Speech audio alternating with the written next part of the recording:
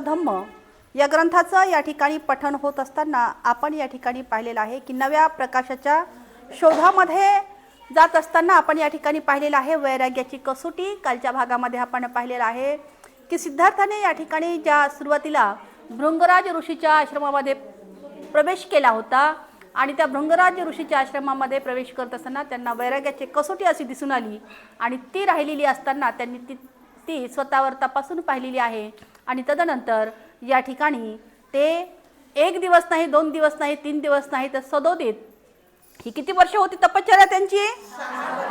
6 वर्ष ही वैराग्याची कसोटी वैराग्याची कसोटी त्यांची ही सुरू होती। आणि मग ही 6 वर्ष वैराग्याची कसोटी सुरू असताना त्यावेळी उरुवेला येथे एक सेनानी गाव होतं, उरुवेला नगरी, जसं आज आपण त्याला गया म्हणतो। उरुवेला नगरी होती आणि या उरुवेला नगरीमध्ये त्या गयाच्या बाजूला एक सेनानी असं गाव होतं। सेनानी असं गाव होतं आणि हे सेनानी गाव कालांतराने त्या गावाचं नाव बदलत गेलं आणि आता मात्र त्या गावाला बकरोर असं म्हणतात। आता सुद्धा हेच नाव प्रचलित आहे, बकरोर असं म्हणतात। ही दोन्ही नावं जी आहेत आपल्याला या आजच्या गावाची आठवण येतात। या गावी सेनानी नावाचा एक गावातला प्रमुख असा राहत होता आणि कदाचित त्याच्या नावावरूनच त्या गावाचं नाव सेनानी पडलं असावं असं या ठिकाणी आपल्याला आढळून येत आहे। अतिशय प्रतिष्ठित आणि सन्मानित असं तो प्रतिष्ठित आणि सन्मानित व्यक्ती होता। त्याच्या नावावरून कदाचित त्या गावाचं नाव सेनानी असं पडलं असावं। विवाह होऊन आता या सेनानीचा विवाह झाला होता, विवाह होऊन बरेच दिवस झाले होते, परंतु त्या सेनानीला मात्र मूलबाळ नव्हतं। आणि मग बऱ्याच वर्षानंतर घरी पाळणा हल्ला नाही, पण बऱ्याच दिवसांनी का होईना त्या ठिकाणी कन्यारत्नांनी जन्म घेतलेला आहे। म्हणजे त्यांना एक कन्यारत्न झालं, अर्थातच त्यांना मुलगी झाली आणि त्यांच्या घरी कन्यारत्नांनी जन्म घेतला। तिचे नाव त्यांनी या ठिकाणी मग काय ठेवलं? सुजाता असं नाव ठेवलेलं आहे। सुजाता असे नाव ठेवण्यात आले आणि सुजाताच्या जन्मामुळे सेनानीचा जो परिवार आहे तो परिवार सगळा कसा झाला होता? मग आनंदी झाला होता, आनंदाने विभोर झाला होता। सेनानीची सर्वात मोठी जी संपत्ती आहे, म्हणजे जी संपत्ती आहे, आता त्या सेनानी कुटुंबाची सर्वात मोठी संपत्ती म्हटलं म्हणजे त्यांची कन्या सुजाता ही होती। बाल सुजाताचं सौंदर्य हे वाखाणा म्हणजे तिचं वर्णन करण्यासारखं आहे की सुंदर असे काळे लांब केस होते, मोठे टपोरे डोळे होते, गौरवर्ण होता म्हणजे गोरी होती, रेखीव असं नाक होतं, नाजूक गुलाबी असे ओठ होते आणि वास्तविक तिच्या या नावाप्रमाणे ती सुमूर्तावर जन्मलेली होती का काय असंच या ठिकाणी त्यांना भासू लागलं। शरीराची आभा कमालीची प्रभावी होती। ती पुढे पुढे ज्यावेळेस लहानाची मोठी झालेली आहे, यौवनामध्ये आलेली आहे आणि यौवनात आलेली असताना तारुण्यात तर अतिशय तिचं रूप जे आहे अतिशय सुंदर दिसू लागलेलं आहे। तिची सौंदर्यात बरोबरी करेल अशी तरुणी त्या उरुवेला नगरीमध्ये, त्या परिसरामध्ये त्या सुजाताशिवाय दुसरी कोणी प्रयत्न करूनही मिळून नसे किंवा सापडत नसे। सुजाताच्या गावी एक अशी भोळी धारणा होती, त्या गावामध्ये एक अशी भोळी धारणा होती की जो कोणी मनोभावाने, शुद्ध मनाने आणि मनोभावनेने जी निरंजना नदी आहे, ज्या निरंजना नदीकाठी असलेला जो आजपाल वृक्ष नामक एक वटवृक्ष होता, त्याला आजपाल वृक्ष सुद्धा असं म्हटलं जायचं। जो एक वटवृक्ष होता, या वटवृक्षासमोर आपली मनोकामना व्यक्त करेल, त्यास मनोभावे जे इच्छित असं, जी इच्छा केलेली आहे ती इच्छित असं फळ त्याला मिळेल। ही मनोभावना दर पौर्णिमेला त्या ठिकाणी केल्या जायची। दर म्हणजे जी पौर्णिमा येईल त्या पौर्णिमेला या ठिकाणी केली जायची आणि दर चैत्र पौर्णिमेला त्या वृक्षाखाली जाऊन ते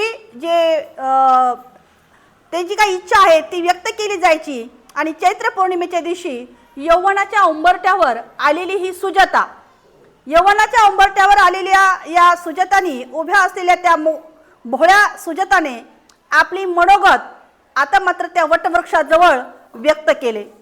हे वृक्षराज, ती आता त्या वटवृक्षाजवळ गेलेली आहे, नेमकीच यौवनात आहे, तारुण्यात आहे आणि आपल्या मैत्रिणीसोबत त्या ठिकाणी ती गेलेली आहे।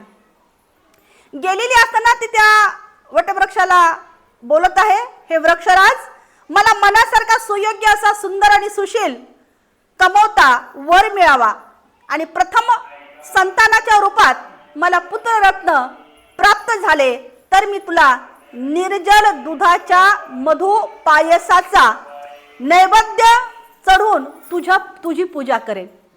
त्या ठिकाणी मनोभावनेने ती त्या ठिकाणी नैवेद्य चढून तुझी पूजा करेन असं या ठिकाणी ती बोलते. आणि योगायोगाने पुढे तिला तिच्या इच्छेप्रमाणे सुयोग्य असा वरही मिळतो.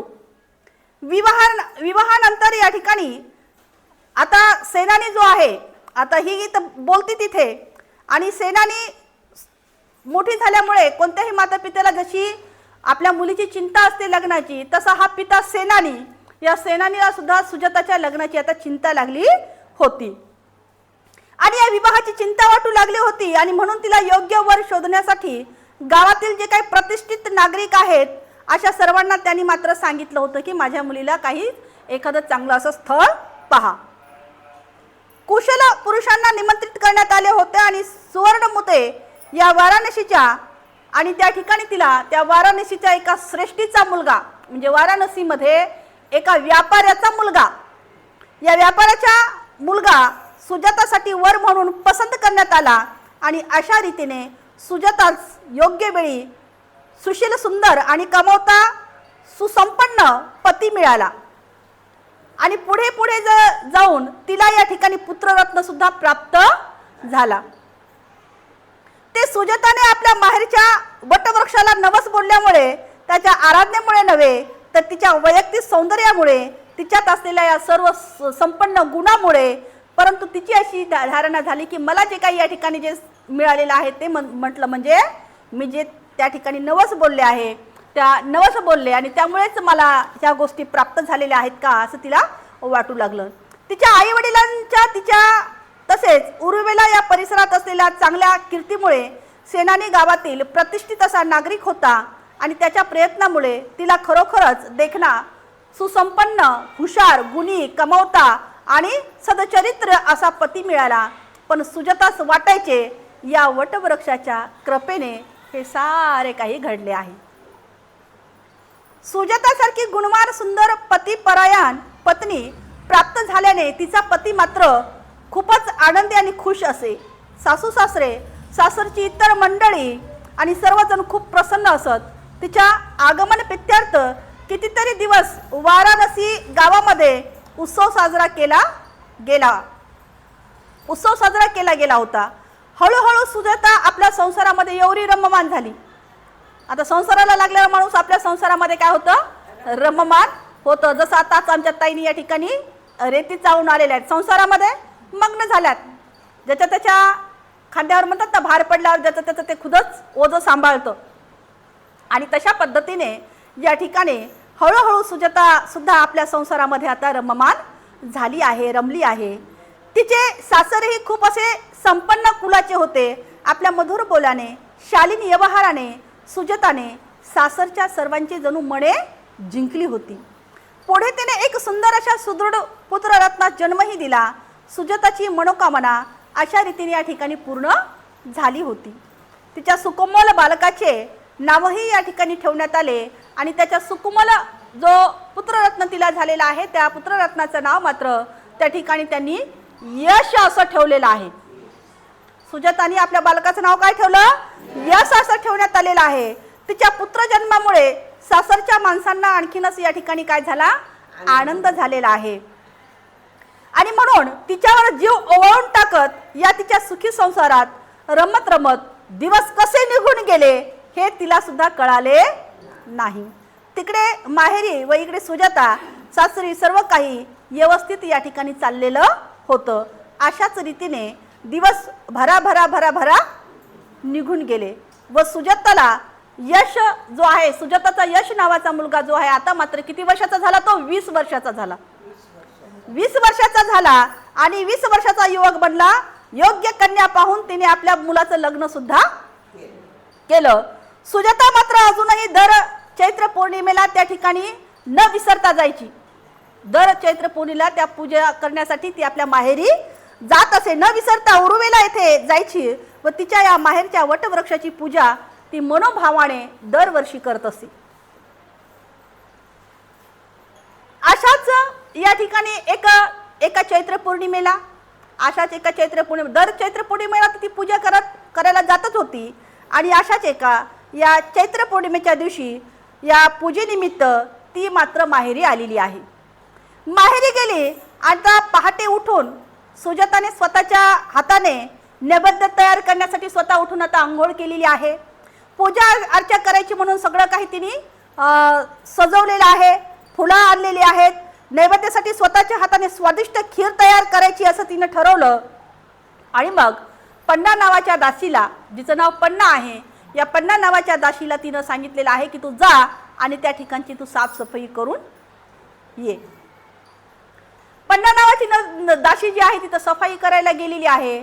आणि सफाई करायला जात असताना त्या ठिकाणी तिला त्या वटवृक्षाखाली एक प्रसन्न अशी देवता दिसली. आणि मग ती धावत पळत आली आणि आपल्या मालकिनीला सांगते, सुजाताला, की बाईसाहेब, त्या ठिकाणी वृक्ष देवता आपल्याला प्रकट झालेली आहे. सुजाताची इकडे तयारी सुरू आहे. तिने स्वतः उठून आंघोळ केलेली आहे. आणि मग सगळ्या काही अशी सजावट करून तिने स्वतःच्या हाताने आता पायसाचं अन्न, अर्थातच खिरीचं जे आहे ती प्रसाद या ठिकाणी नैवेद्य म्हणून तयार करत आहे. तिने 1000 गाईचं दूध काढलं आहे. 1000 गाईचं दूध काढून ते दूध जे आहे तिनं 500 गाईला पाजलं.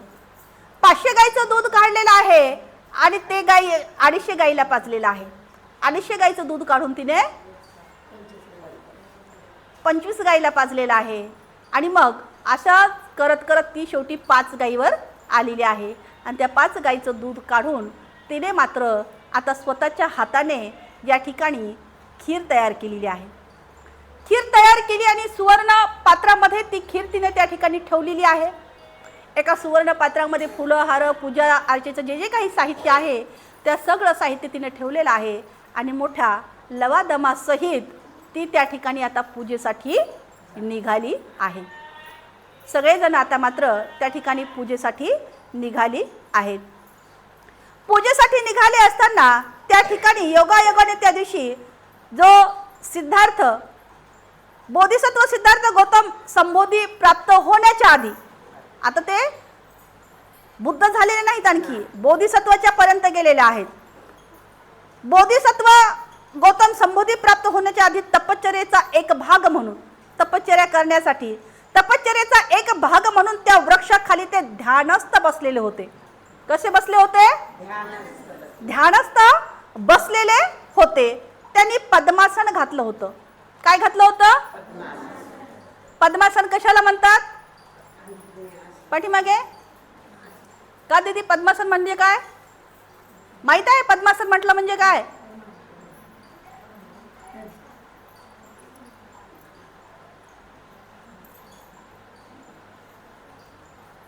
इकडे बघा, तू इथे बस समोर, तिकडे तोंड करून, तिकडे महिलाकडे. एक मांडी घालायची, एक पाय इकडे ठेवायचं, एक पाय तिकडे ठेवायचं. येतो? हा पाय तिकडे ठेव. होतो का? नाही होणार. कोणाला येतं का? चला, ज्याला येतं त्यांनी पुढे या.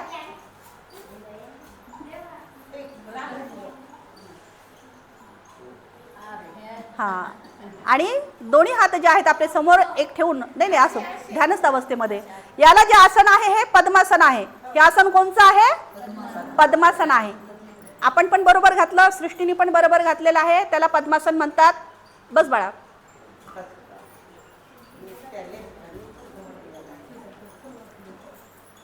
तर पद्मासन, त्यांनी पद्मासन घालत होते, त्याची समाधी लागली होती. पद्मासन घालून बसलेले आहेत आणि त्यांची समाधी लागलेली आहे. समाधीमध्ये कोण आलं, काय केलं, काहीही कळत नाही. आणि मग ते साधनेमध्ये समाधी लागली होती. अनेक दिवसाचा उग्र असा खडतर तपश्चर्येमुळे त्यांचा देह रोडवला होता. आपण पाहिलेला आहे त्यांचा देह कसा झाला होता या अगोदरच्या भागामध्ये. आणि त्यांचा देह रोडवला होता. अन्न पाण्या वाचून 6 वर्षापर्यंत केलेल्या शरीर क्लेशामुळे त्यांच्या शरीरावरील सर्व स्नायू विरून गेले होते. जे सर्व स्नायू आहेत ते सुकडे झाले होते, विरून गेले होते. डोळ्याच्या ठिकाणी नुसत्या खाचा दिसत होत्या, म्हणजे डोळे सुद्धा खोल गेले होते. डोळ्याच्या ठिकाणी नुसत्या खाचा दिसत होत्या. केवळ श्वासोश्वासामुळे वर खाली होणारी छाती काय ती त्या ठिकाणी जिवंत असल्याची ग्वाही देत होती. शरीर जरी रडवले होते तरी त्यांचा चेहरा मात्र देदीप्यमान होता. शरीर जरी रडवलं होतं तरी मात्र त्यांचा मुख जे आहे, त्यांचा चेहरा जे आहे देदीप्यमान असा होता. कारण 32 लक्षणाने युक्त काया अतिशय गौरवर्णीय व प्रभायुक्त भासत होती. त्यांच्या भोवती असलेल्या त्या तेजस्वी वलयाने अपूर्व अशा शरीर स्वस्थांनी आजूबाजूला पडलेल्या प्रकाशाने सारा परिसर जणू उजळून निघाला होता. त्या अलौकिक सौंदर्याने युक्त त्यांची ती तेजस्वी मुद्रा पाहून सुजाताला आणि पन्नादासीला वाटले ही कोणी दुसरी तिसरी नसून या ठिकाणी कोणी दुसरं तिसरं नसून या ठिकाणी जणू प्रत्यक्ष वृक्ष देवता आपणास दर्शनच देत आहे. दोघींनाही काय वाटलं? प्रत्यक्ष आपल्याला या ठिकाणी वृक्ष देवताच आपल्याला या ठिकाणी दर्शन देत आहे. सुजाताने त्या वृक्ष देवतेस खीरदाणीचं विनंती केलेली आहे. दोन्ही हातांनी ती खिरीचं पात्र जे आहे सोन्याचं, त्या पात्राला ती हाती धरते आणि गुडघ्यावर बसून ती ते पात्र त्या ठिकाणी सिद्धार्थांना वृक्ष देवतेस आपण दर्शन देत आहेत. आणि सुजाताने त्या वृक्ष देवतेस खीरदान करण्यासाठी विनंती केली. हे वृक्ष देवते, सुजाता काय म्हणत आहे? हे वृक्ष देवते, तू माझी मनोकामना पूर्ण केली आहेस.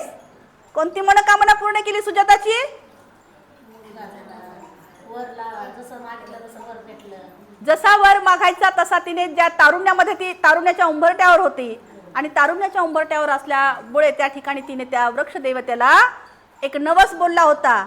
आणि मग ती त्या ठिकाणी म्हणते, हे वृक्ष देवते, तू माझी मनोकामना पूर्ण केली आहे.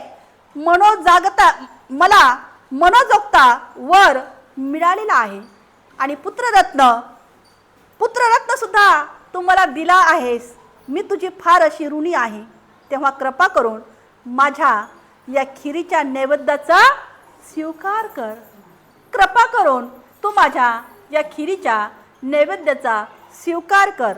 हा प्रसाद स्वीकारण्यासाठी मला आशीर्वाद देण्यासाठी दरवर्षी तू या ठिकाणी इथे येत जा अशी विनंती करते. दोन्ही हात जोडून ती सिद्धार्थांना या ठिकाणी तिच्या मनामध्ये जी काही देवता उत्पन्न झालेली आहे त्या देवतेला ती या ठिकाणी बोलते. सुजाताच्या या मंजूळ अशा वाणीने सिद्धार्थ गौतम समाधीतून आता बाहेर आला. डोळे उघडून पाहतो तर सुजाता व पन्ना दासीला पाहिले आणि सिद्धार्थांनी त्या ठिकाणी उत्तर दिलं, हे कन्ये, मी कोणी देवता नाही. मी एक तुझ्यासारखा सर्वसामान्य मानव आहे. लोक मला सिद्धार्थ गौतम या नावाने ओळखतात. कपिलवस्तू नगरीचा राजा शुद्धोधनाचा मी पुत्र आहे आणि जगातील दुःख दूर व्हावे, जगातील दुःख दूर करून सत्याच्या शांतीचा मार्ग शोधण्यासाठी मी संन्यास पत्करला आहे. गेल्या 6 वर्षापासून मी या ठिकाणी तपश्चर्या करीत आहे.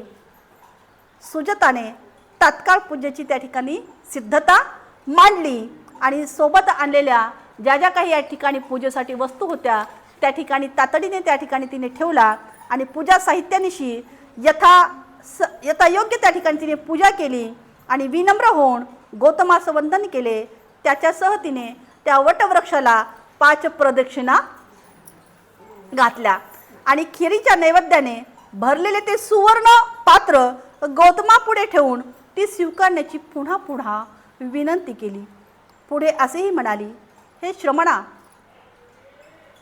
तू दुःखमुक्तीच्या मार्गाचा आपणास साक्षात्कार झाल्यानंतर इथे परत येऊन मला तो मार्ग सांगाल असे वचन कृपा करून आज आपण मला द्यावे.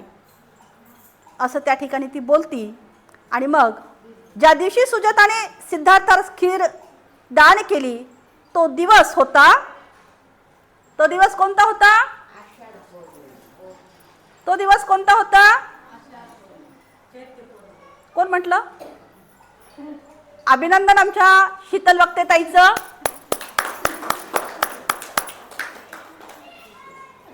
ती पौर्णिमा होती चैत्र पौर्णिमा. ती पौर्णिमा कोणती होती? ती पौर्णिमा म्हटलं म्हणजे चैत्र पौर्णिमा इसवी सन पूर्व 528.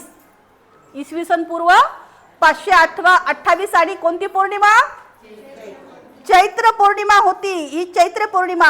आणि त्या ठिकाणी सिद्धार्थांनी त्या खिरीचे, आता ती खिरीचं पात्र घेतलेलं आहे. पात्र घेऊन सिद्धार्थ जे आहेत आता मात्र निरंजना नदीकडे गेलेले आहेत.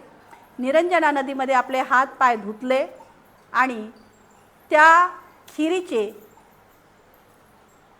किती घास खाल्ले? 49 घास खाल्ले. किती घास खाल्ले? त्या खिरीचे 49 घास खाल्ले. आणि 49 घास खाल्ल्यानंतर त्यांच्या शरीरामध्ये एक चेतना उत्पन्न झाली, एक ऊर्जा निर्माण झाली. आणि मग त्यांना असं ताजतवानं वाटू लागलं, एक नवीन ऊर्जा निर्माण झाली. जसं आपणाला अन्न नाही खाल्ल्यावर कसं होतं.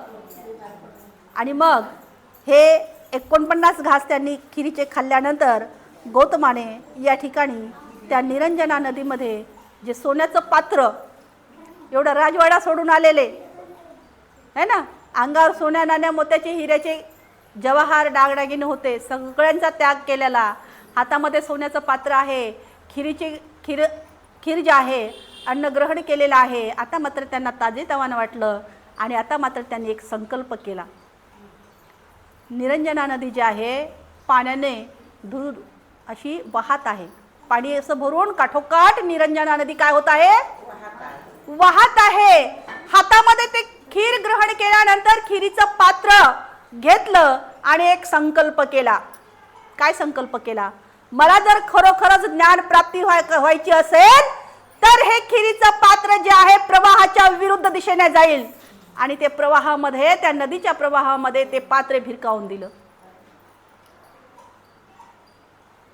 आणि तो संकल्प केल्यानंतर ते पात्र जे आहे प्रवाहाच्या दिशेने जायचं सोडून ते मात्र उलट्या दिशेने वाहू लागलं. जो या ठिकाणी ध्येय आणि उद्दिष्ट ठेवलेला आहे, जो संकल्प केलेला आहे, तो संकल्प या ठिकाणी त्यांनी लयास लावलेला आहे. आणि आता मात्र त्यांचा जो संकल्प केला, त्या निरंजना नदीमध्ये ते पात्र फेकल्यानंतर विरुद्ध दिशेने गेल्यानंतर त्यांच्यामध्ये आणखी काही गोष्टी निर्माण झाल्या की आता मात्र मला ज्ञान प्राप्ती नक्कीच होणार आहे. मी जो काही मार्ग या ठिकाणी निवडला आहे तो मार्ग मला आता सापडेल, असं त्यांना या ठिकाणी वाटलेलं आहे.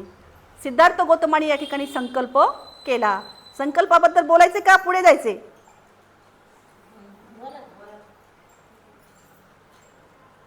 असे जे वेगवेगळे महापुरुष आहेत ते असा वेगवेगळा संकल्प करतात है ना.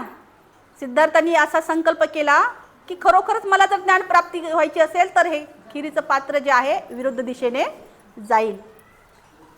डॉक्टर बाबासाहेब आंबेडकरांनी सुद्धा संकल्प केला होता. मी हिंदू धर्मामध्ये जन्मलो असं हे माझ्या हातामध्ये नव्हतं, परंतु या चालीरीतीला पाहून त्यांना मात्र या धर्मामध्ये मी मरणार नाही अशी घोषणा केली होती. तो एक संकल्प केलता. महात्मा फुलेंनी सुद्धा एक संकल्प केला होता. ज्यावेळेस त्यांचा अपमान केला होता, त्यांच्या मित्राच्या लग्नामध्ये जात असताना त्यांना त्या ठिकाणाहून त्या वरातीमधून हाकलून देण्यात आलं. आणि त्या ठिकाणी त्यांनी एक संकल्प केला होता, कारण तिथे त्या घाटावर गेल्यानंतर त्यांना स्वतःचा जीव द्यावा असं वाटलं होतं की आता माझं राहण्यामध्ये काही अर्थ नाही, माझा या वरातीमधून माझा अपमान केलेला आहे, मला जाण्यास सांगितलेलं आहे. आणि एवढा त्यांचा अपमान झाला. एका घाटावर ते गेले होते आणि घाटावर गेल्यानंतर त्या ठिकाणी महिला कपडे धुवू लागल्या.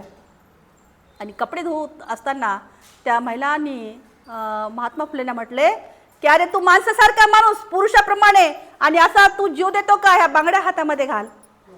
आणि मग त्यांच्यामध्ये डोक्यामध्ये एक प्रकाश पडला आणि त्यांनी सुद्धा एक संकल्प केला की मी सुद्धा या जुन्या चालीरीतीला बदलून काढील.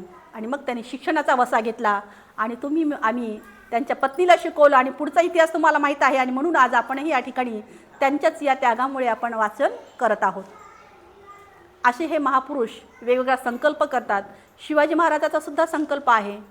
खूप महापुरुषांचे असे वेगवेगळे संकल्प आहेत की जे आपण वाचलं तर कळतं. आम्ही पण एक संकल्प करतो. आपणही एक संकल्प करतो. काय संकल्प करतो? तो मला भांडला ना त्याचं मी तोंडच पाहणार नाही. त्याचं तर मी तोंडच पाहणार नाही.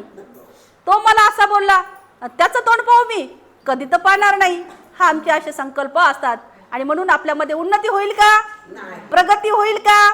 नाही. ह्या विचारसरणी आपल्याला बाजूला सारावं लागतात आणि म्हणून महापुरुषांचे विचार जर आत्मसात केले तर अशा वेगवेगळ्या प्रगतीपथावर हे महापुरुष जात असतात. आणि म्हणून आपल्याला वाचन करणं, पुस्तकं हाताळणं, महापुरुषाचे विचार आत्मसात करणं आणि वेगवेगळ्या ज्या ठिकाणी प्रवचनं होतात ते प्रवचनं जर आपण श्रवण केले किंवा ऐकले तर त्यामधून सुद्धा आपल्याला काही गोष्टी आपण शिकू शकतो किंवा ऐकू शकतो. आणि म्हणून सिद्धार्थांनी या ठिकाणी एक संकल्प केला. तो संकल्प म्हटलं म्हणजे मला जर खरोखरच ज्ञान प्राप्ती व्हायची असेल तर प्रवाहाच्या विरुद्ध हे पात्र जाईल. आणि मग ते प्रवाहाच्या विरुद्ध पात्र गेलेलं आहे. पुढे जे आहे ते काळ नाग जो आहे त्याचा पण एक वेगळा इतिहास आहे. आणि मग हे चैत्र पौर्णिमेच्या इसवी पूर्व 528 ही खीर खाल्ल्यानंतर गौतमाने आता बोधगया येथे येऊन बोधी वृक्षाखाली घोर ध्यान साधना केली व खीरदानानंतर गौतम बुद्धास संबोधी प्राप्त झाली. ती ठीक एका महिन्याने म्हणजे वैशाख पौर्णिमेला.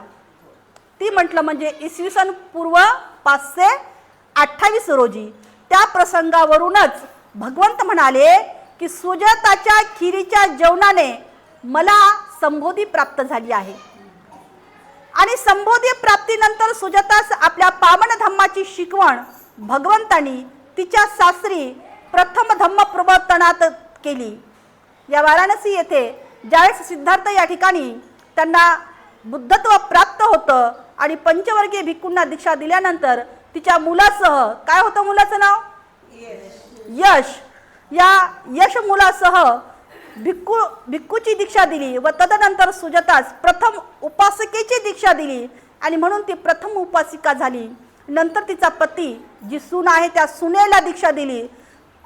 तीही वाराणसीतच हेच धम्माचे असे प्रथम परिवार होते की ज्या परिवाराने संपूर्ण धम्माचा स्वीकार केला. आणि म्हणून सुजातास असे म्हणतात की ते एक अशी प्रथम उपासिका होती की जिने बुद्धम शरणम गच्छामी, धम्मम शरणम गच्छामी आणि 5 याचा संघ झाल्यानंतर संघम शरणम गच्छामी या तिन्ही शरणांनी बौद्ध उपासकेची दीक्षा सर्वप्रथम केली.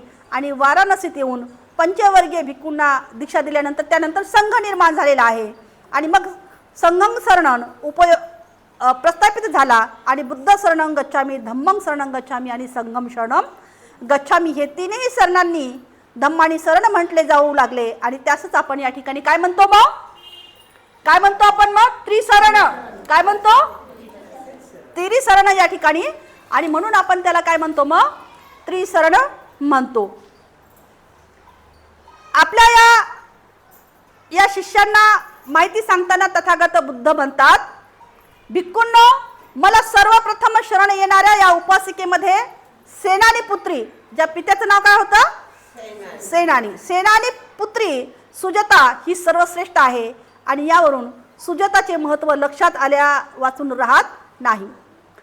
बुद्धगयाच्या या परिसरात प्राचीन काळी जे आहे तथागताच्या वेळी जसं उरुवेला नाव म्हणायचे. आणि अतिशय हे सुंदर गाव जे आहे त्या निरंजना नदीच्या काठाला होतं. त्या गयाच्या शेजारी हे सेनानी नावाचं एक गाव असताना त्या ठिकाणी आजही जर आपण पाहिलं तर वेगवेगळ्या फळाची झाडं आहेत. वड, पिंपळ, चिंचा, आंबा, जांभूळ अशा वृक्षांनी ही झाडं आहेत. आणि भगवंताच्या या बुद्धगया येथील प्रमुख महाबोधी विहारापासून त्या सुजाताचं जे गाव आहे ते 2 किलोमीटर अंतरावर आहे. किती किलोमीटर? 2 किमी अंतरावर पूर्व दिशेस हे नयनरम्य असं खेडे वसलेलं आहे. आजही जर आपण या ठिकाणी गेलं तर त्या ठिकाणी आपल्याला वड, पिंपळ, चिंच, आंबा, जांभूळ इत्यादी वृक्ष आणि फुलाच्या ताट्याने ते आढळून येतं. असं हे मनमोहक गाव त्या ठिकाणी आपल्याला दिसून येतं. निरंजना नदीच्या अलीकडे सम्यक संबुद्ध भगवंताचे जगप्रसिद्ध असे महाबोधी बुद्ध विहार आहे. तर पलीकडे ग्लालबला सेनापती पुत्री सुजाताने हे छोटेसे खेडे आहे. अशीच या ठिकाणी रचना आपल्याला आजही पाहावयास मिळते. एकेकाळी बांधलेला सुजाताचा किल्ला अवशेष रूपात आजही आपल्याला त्या ठिकाणी पाहायला मिळतो. ज्या ठिकाणी बोधिसत्व राजपुत्र सिद्धार्थाने सुजाताची खीर स्वीकारलेली होती ते ठिकाण तर फारच या ठिकाणी रम्य दिसते. आज ते मूळचं वृक्षराज त्या ठिकाणी दिसत नसला तरी पण त्या ठिकाणी नवीन एक छोटीशी कुटुंबदार अशी वट वृक्षाचे रोपण तिथे केलेलं आहे आणि बोधिसत्व सिद्धार्थाच्या कठीण तपश्चर्येची जणू काय ते वृक्ष आपल्याला आजही त्या ठिकाणी आठवण करून देण्यासाठी उभा आहे. सुजाताच्या गायीचा एक सुंदर पुतळाही तिथे बनवण्यात आला आहे. तो सुजाताची खीर, त्या सुजाताने खीर बनवण्यासाठी वापरलेल्या पौष्टिक दुधाचे महत्व तिच्या त्या गायीचा पुतळा विशद करून देतो. असा या ठिकाणी भास होतो. त्याच्या पाठीमागे पूर्वभिमुख छोटसे एक बुद्ध विहार आहे आणि तो या ठिकाणी येणाऱ्या जाणाऱ्या पर्यटकाचं वृक्ष वेधून घेतल्याशिवाय राहत नाही. आपल्या या महापरिनिर्वाणाच्या काही वेळ आधी आनंदांना उद्देशून सिद्धार्थ आता मात्र बुद्ध होतात. पुढील आपल्याला भाग येणार आहे तो. आता आपण सुजाता पाहत आहोत. हे उद्देशून भगवंत म्हणतात, आनंदा, माझ्या संपूर्ण जीवनात 2 भोजनाला अत्यंत महत्व आहे. आनंदा, संपूर्ण जीवनामध्ये 2 जेवणांना अन्यसाधारण असे महत्व आहे. एक म्हटलं म्हणजे सुजाताच्या खिरीचे जेवण. पहिलं जेवण काय आहे? सुजाताच्या खिरीचे जेवण. आणि दुसरं म्हटलं म्हणजे चुंद या श्रमणाने शेवटचे जेवण. पहिल्या जेवणामुळे मला सम्यक संबोधी प्राप्त झाली आहे. आनंदा, पहिल्या या भोजनामुळे मला सम्यक संबोधी प्राप्त झाली आहे, तर दुसऱ्या जेवणामुळे मला महापरिनिर्वाण प्राप्त झालेले आहे. आनंदा, असं या ठिकाणी सिद्धार्थ आनंदाला सांगत आहेत. आणि म्हणून सम्यक संबुद्धांनी स्वतः असे म्हटले आहे की भिक्खूंनो, मला सर्वप्रथम शरण येणाऱ्या या उपासिकेमध्ये सेनानी पुत्री सुजाता ही सर्वश्रेष्ठ अशी आहे.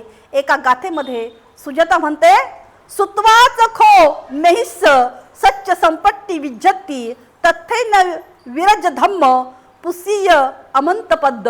अर्थातच या गाथेचा असा अर्थ होतो की त्या महर्षीचा धम्मोपदेश ऐकून मी सत्यास जाणले आणि मला निर्मळ धर्म ज्ञानाचा चक्षु मिळाला व मी निर्वाण पद प्राप्त करून घेतले. अशा या सिद्धार्थाला बुद्धाकडे घेऊन जाणारी ही सुजाता जी आहे, धम्माच्या या धम्मामध्ये आजही आपल्याला या तिची संस्कार आणि तिचे हे रूप आपल्याला आजही या ग्रंथामधून दिसून येते.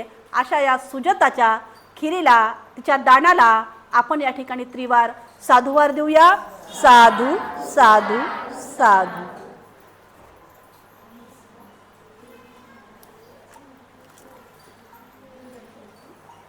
प्रतिज्ञा आपण करूया. जीवसृष्टी आहे असीम, ती भवसागर पार नेण्याची. प्रतिज्ञा आपण करूया. आपणात दोष असंख्य, ते नष्ट करण्याची. प्रतिज्ञा आपण करूया. आहेत सत्य अनंत, ती पूर्ण आकलण्याची. प्रतिज्ञा आपण करूया. भगवान बुद्धांचा अतुल्य मार्ग तो संपूर्ण साध्य करण्याची. प्रतिज्ञा आपण करूया. डॉक्टर बाबासाहेब आंबेडकर यांचा रथ पुढे पुढे नेण्याची. साधू साधू साधू.